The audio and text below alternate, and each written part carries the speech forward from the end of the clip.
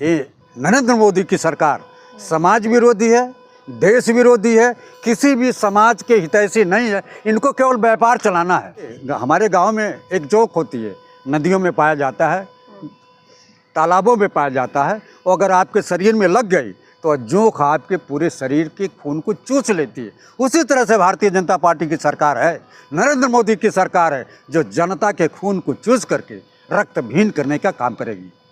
और supreme court की दो डबल बेंच ने अगर वक्फ बिल पर, वक्फ बोर्ड पर निर्णय दिया है, अभी तो केवल निर्णय दिया है कि आप आगे कोई भी कार्रवाई वक्फ के ज़मीनों पर कार्रवाई नहीं करेंगे, तो उपराष्ट्रपति को बड़ा तीखा लग रहा है।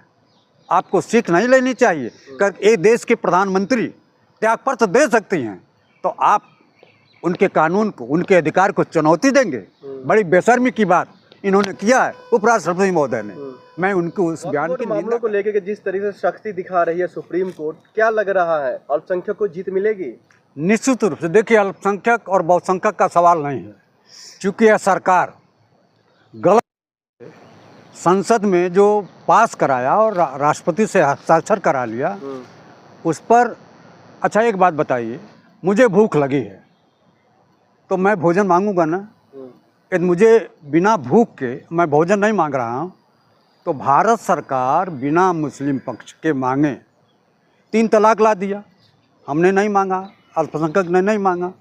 फिर आपने ये कानून जो वक्फ बिल पर संशोधन आपने कराया, किसी मुसलमान ने यह कानून मांगने का प्रयास नहीं किया, लेकिन मोदी की सरकार जबरिया अल्पसंख्यकों को परोसने का काम कर रही है, खाना देने का काम कर रही है।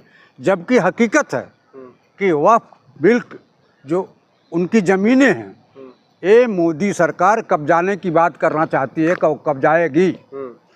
और कानून की बात, जो धनखड़ उपराष्ट्रपति हैं, संवैधानिक पद पर हैं, संवैधानिक पद पर होते हुए भी उन्होंने जो सुप्रीम कोर्ट पर गलत बयानबाजी की है, ये निश्चित रूप से निंदनीय है। लेकिन जिस तरीके से मामला जो निकल कर के आ रहा है, और मोदी जी साहब तो साफ साफ कह रहे हैं ना, इससे गरीब मजलूम जो लोग हैं, जो दबे हुए लोग हैं, उनको फायदा मिलेगा। आप बताओ, नरेंद्र मोदी की बात पर किस बात पर भरोसा करते हैं?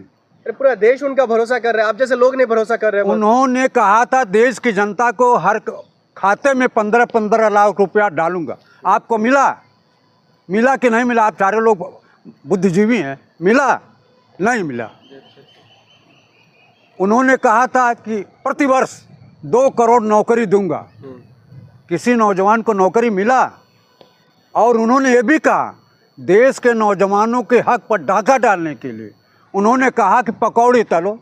आप बताइए, ये देश के नौजवानों का उपहास नहीं है?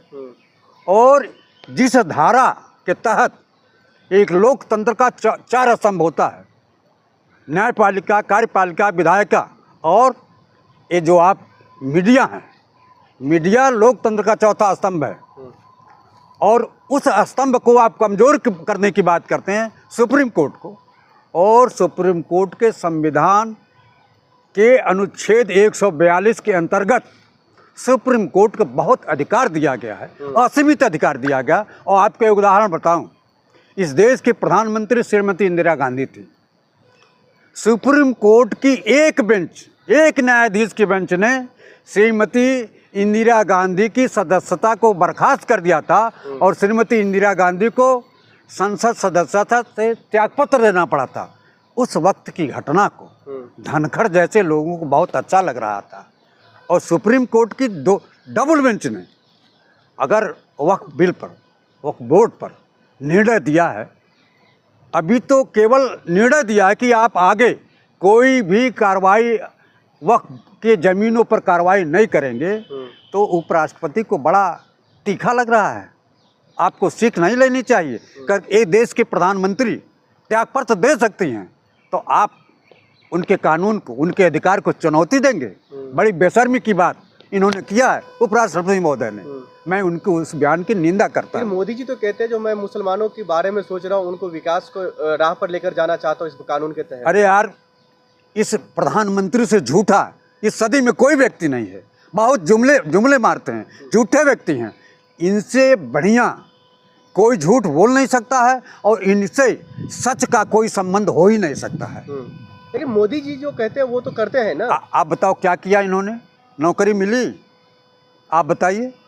इन्होंने कहा था कि मैं संविधान की रक्षा करूंगा। आते आते बाबा भीमराव अंबेडकर की जयंती पर इन्होंने श्रद्धांजलि तक अर्पित नहीं किया। ये कानून की धज्जियां उड़ाते हैं, कानून को बिगाड़ने का काम करते हैं। लेकिन सर तमाम मौलाना हैं जो समर्थन कर रहे हैं वक्फ बोर्ड का। आप बताओ, 80% हिंदू है, 20% मुस्लिम है, 20% लोगों में हजारों लोगों ने इसका समर्थन नहीं किया है।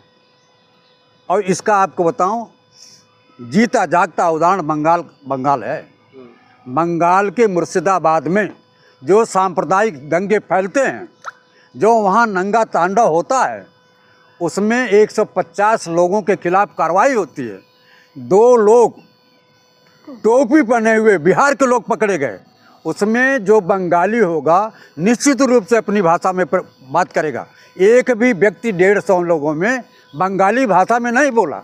इसका मतलब है भारतीय जनता पार्टी के लोग बाहर के लोगों को ले जा करके, गैर मुस्लिमों को ले जा करके वहाँ सांप्रदायिक दंगा फैलाने का जो षड्यंत्र कर रहे हैं। लेकिन बीजेपी वाले कह रहे हैं कि जो विपक्ष है वो इस तरह का दंगा फसाद कराना चाहता है, वक्फ बोर्ड जो नहीं लागू करने देना चाहता है। आप बताइए, विपक्ष के लोग काहे करेंगे? अब विपक्ष के लोग अगर देश के किसी भी नागरिक पर ये सरकार अत्याचार करती है, उनके खिलाफ अन्याय करती है, तो मेरा दायित्व है, विपक्ष के लोगों का दायित्व है कि सरकार की गलत नीतियों, गलत सिद्धांतों का विरोध करना और जन जागरण करना विरोध पक्ष की नैतिक जिम्मेदारी।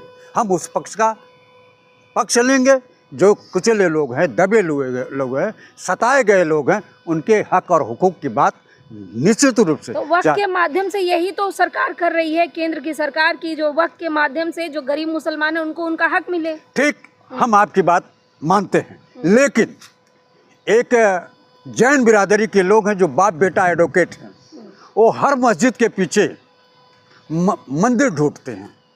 वो मंदिर ढूंढने का काम जो है, हर चाहे मथुरा का हो, चाहे काशी का हो, चाहे आगरा का ताजमहल हो, कहीं भी अगर मस्जिद है तो वहाँ मंदिर तलाशने का काम करते हैं। और आपने कहा ना कि ये मुस्लिमों की बात करते हैं, ये न हिंदुओं की बात करते हैं, न मुस्लिमों की बात करते हैं, न सिखों की बात करते हैं और न क्रिश्चियन की बात करते हैं। ये बात करते हैं केवल अपनी दुकान चटकाने के लिए।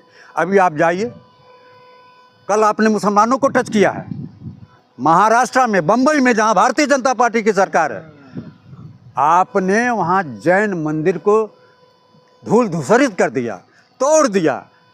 तो आपको ये जैन बाप बेटे को बहुत अच्छा लग रहा है ना? कल जब मस्जिद के पीछे आप मंदिर ढूंढते थे और आपका जब जैन मंदिर टूटा तो आपको आह लग रही है। ये नरेंद्र मोदी की सरकार समाज विरोधी है, देश विरोधी है, किसी भी समाज के हितैषी नहीं है। इनको केवल व्यापार चलाना है।